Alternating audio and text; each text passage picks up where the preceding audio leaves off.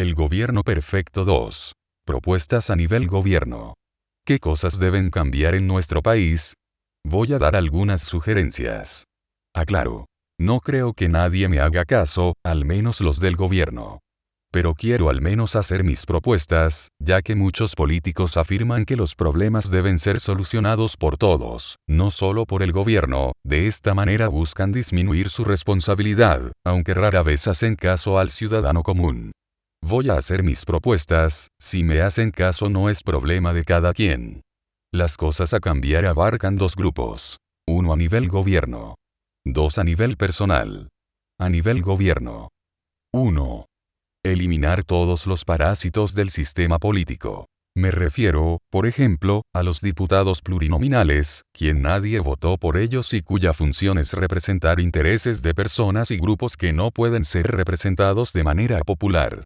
Algunos legisladores plurinominales son, por ejemplo, una hija del dueño de Televisión Azteca, Salinas Pliego, de nombre Ninfa Salinas Sada, legisladora del Partido Verde. Nadie votó por ella y solo defiende los intereses de su padre. 2. Eliminar a los monopolios privados y sus privilegios.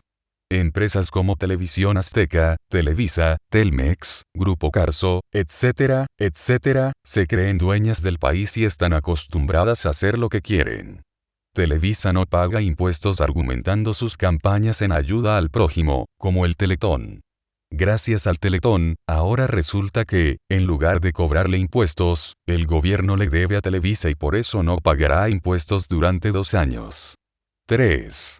Por tanto, ninguna empresa debería acaparar más del 50% del mercado local en su rubro. Yo propongo que cualquier empresa, como Televisa o Telmex, que acaparan más del 50% del mercado en comunicaciones en su rubro respectivo, sean divididas en dos con dos diferentes dueños, como de hecho se hace en Estados Unidos en su ley antimonopolio. Pero al dividirlas, debe hacerse de manera que compitan entre sí en todas las zonas del país, porque si se reparten por zonas exclusivas como lo han hecho en el pasado, se crean monopolios regionales y no cambia nada. 4. Igualmente, debido a sus grandes abusos, ninguna empresa debería deducir al 100% sus impuestos en base a labores altruistas.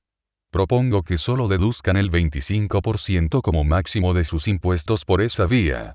Mayor porcentaje implica un fraude al fisco y a la nación, ya que la mayoría de las veces dichas empresas piden dinero al público para sus actividades altruistas, el dinero no proviene de esas empresas, por lo cual constituye un fraude fiscal. 5. Eliminar los regímenes especiales y los impuestos excesivos. Si un asalariado paga en impuestos cerca del 30%, y Televisa solo paga el 1.7%, eso resulta excesivo. Todos deberíamos pagar una cantidad fija. Propongo que tanto el asalariado como cualquier empresa paguen el 10%. El asalariado el 10% de su sueldo, y empresas como Televisa, el 10% de sus ganancias netas brutas.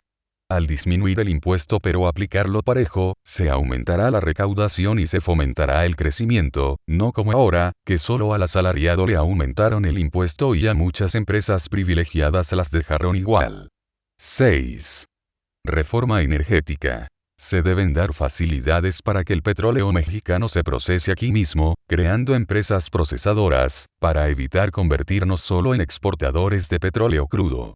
Asimismo, si a una empresa le resulta más barato producir su propia electricidad usando procesos industriales secundarios, como la cogeneración o el uso de celdas solares, pues debería permitírsele hacerlo, porque actualmente está prohibido.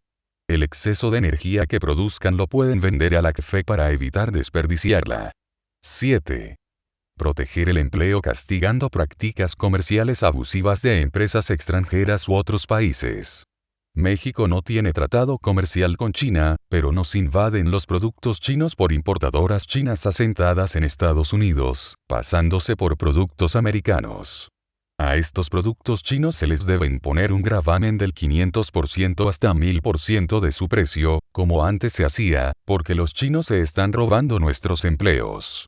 Lo mismo para empresas mexicanas que importen productos chinos, porque les sale más barato que los mexicanos, a esas empresas imponerles gravámenes en sus productos de hasta el 1000% en impuestos.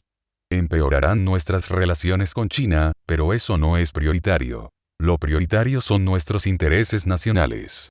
8. Aumentar el presupuesto a la ciencia al 2% del PIB como mínimo.